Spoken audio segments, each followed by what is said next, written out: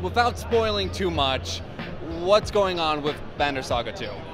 Well, the main point to take away is it continues Banner Saga 1. So all the choices that you made, all the people that are alive and dead, basically carry over to the second version of the game.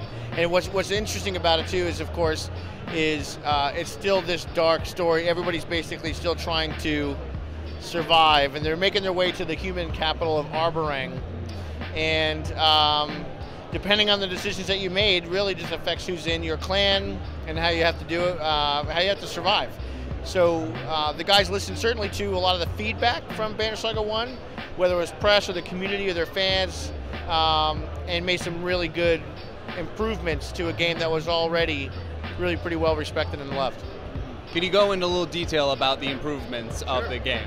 Sure, absolutely. The first thing I would say is that opening cinematic everybody really kind of loved, and it's that hand-drawn look, that kind of Disney animated cinematic look.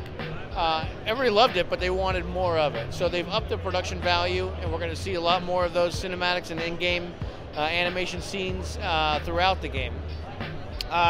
We've added some more races, so we got the Horseborn. We've got some creatures and things that you'll see come in there as well, which is going to add a lot more to kind of some combat variants.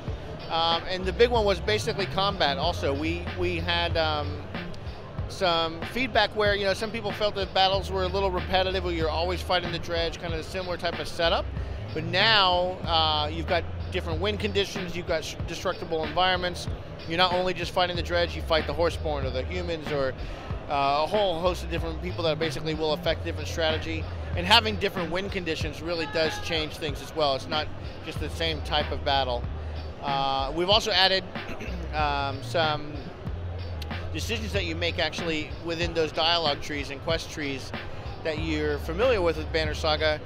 Those choices also could affect like who actually joins you in battle. So it can be as simple as in this demo, you'll see that, you know, you can tell Bulwark to rally the Ravens, you can tell Oddleaf to rain arrows down on the dredge or whatever, and those choices may affect who's actually in there, what special abilities you might have, things like that. So it's really kind of some cool things to improve on a pretty good system already.